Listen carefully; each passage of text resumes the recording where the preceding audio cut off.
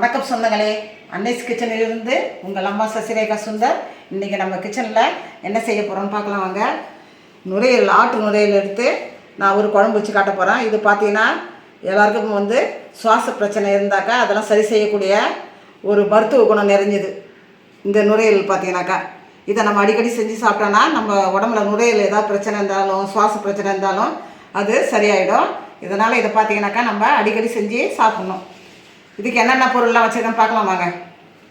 ஒரு ஆட்டினுடைய நுரையீரலை வாங்கி கட் பண்ணி கழுவி வச்சுருக்கேன். பெரிய வெங்காயம் 2 கட் பண்ணி வச்சுருக்கேன். மீடியம் சைஸ் தக்காளி 2 கட் பண்ணி வச்சுருக்கேன். தாளிக்கிறதுக்கு பட்டை, லவங்கம், ஏலக்காய், ஒரே ஒரு பிரியாணி இலை, ஒரு அரை டீஸ்பூன் சோம்பு, இஞ்சி பூண்டு பேஸ்ட்டு, அதுக்கு ஒரு பேஸ்ட் நம்ம ரெடி பண்ணணும். தேங்காய், ஒரு அரை ஸ்பூன் கசகசா, ஒரு 7-8 முந்திரி, இதை வச்சு நம்ம பேஸ்ட் அடித்து இந்த குழம்புல சேர்க்கணும். கடலை பருப்பு ஒரு 2 டேபிள் ஸ்பூன் பார்த்தீங்கன்னாக்கா வேக வச்சு எடுத்து வச்சுருக்கேன். இதை ஆட் பண்ணும்போது குழம்பு ரொம்ப ருசியாகவும் இருக்கும், சாப்பிட்றதுக்கு ரொம்ப அருமையாகவும் இருக்கும். இதை எப்படி செய்யுதுன்னு பார்க்கலாம் வாங்க. அடுப்பத்தை வச்சாச்சு. அது மேலே நம்ம பார்த்தீங்கன்னாக்கா குக்கர் வச்சுட்டோம். குக்கர் நல்லா சூடு ஏறி போச்சு. இப்போ நம்ம இந்த குழம்பை தாளிக்கிறதுக்கு தேவையான அளவுக்கு எண்ணெய் ஊற்றி வேண்டியதுதான்.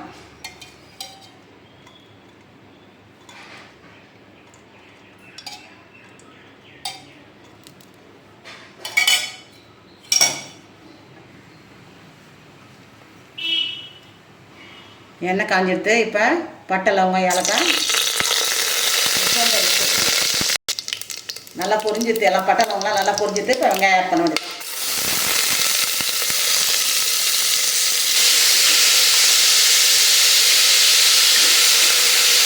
பார்த்தீங்கன்னா மீடியம் ஃப்ளேமில் தான் வச்சுருக்கேன். மீடியம் ஃப்ளேமில் வச்சு நல்லா ப்ரௌன் ஆகிற வரைக்கும் நல்லா வெங்காயத்தை வதக்க வேண்டியதான். கோல்டன் ப்ரௌன் ஆகிற வரைக்கும் நல்லா வதக்க வேண்டியதான். 1 ஸ்பூன் இஞ்சி பூண்டு பேஸ்ட்டு இதில் ஆட் பண்ணிக்கலாம். 1 டீஸ்பூன் போட்டு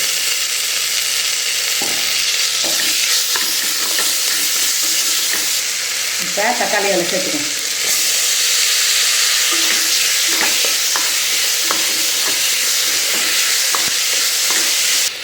இப்போ இந்த ஆட்டு நுரையீரலை நம்ம இதை சேர்த்துக்கலாம். நல்லா ஒரு 5 நிமிஷம் நல்லா வதக்கிட்டு அதுக்கப்புறம் தண்ணியை ஊற்றி மிளகாத்தூள்லாம் போட்டு வந்துட்டேன்.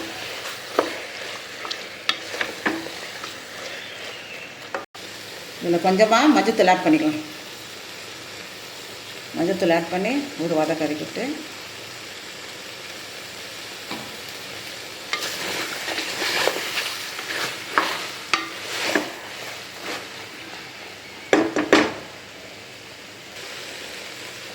மூணு ஸ்பூன் மிளகாய்த்தூள், குழம்பு மிளகாய்த்தூள் தான் இது. பார்த்தீங்கன்னாக்கா வீட்டில் அரைக்கத்தான் இதில் எல்லாமே போட்டு அரைக்கிறோம் நம்ம.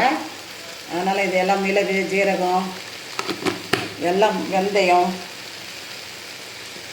எல்லாம் போட்டு அரைச்சிருக்கணும். அதில் இந்த குழம்பு தேவையான அளவுக்கு பேசி எடுத்துக்கலாம். அதில் ஒரு அரை டீஸ்பூன் போடும்.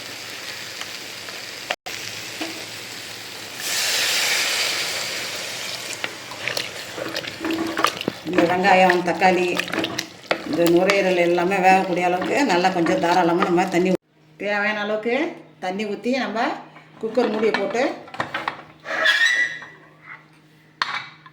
விசில் போட்டு ஒரு 3 விசில் வர வரைக்கும் போட்டு எடுத்துகிட்டு நம்ம மூடியை திறந்து பார்க்க வேண்டியது தான்.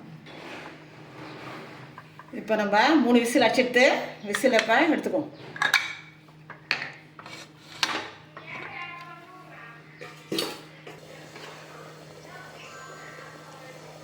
இது கூட பார்த்தீங்கன்னா நம்ம வேக வச்ச கடலை பருப்பையும் ஆட் பண்ணிக்கலாம்.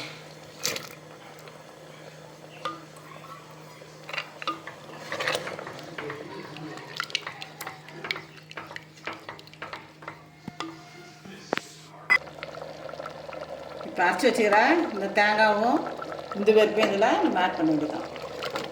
இந்த பேஸ்ட்டு கொஞ்சமாக தண்ணி கழுவி ஊற்றிக்கலாம். இப்போ மிக்ஸி ஜாரில் பார்த்தீங்கன்னா கொஞ்சமாக நம்ம தண்ணி கழுவி ஊற்றி வேண்டியதான்.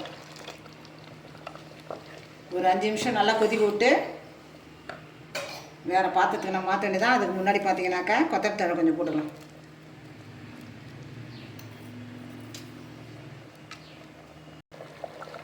தேங்காய் பேஸ்ட்டு ஊற்றி நம்ம நல்லா கொதி வந்துடுது.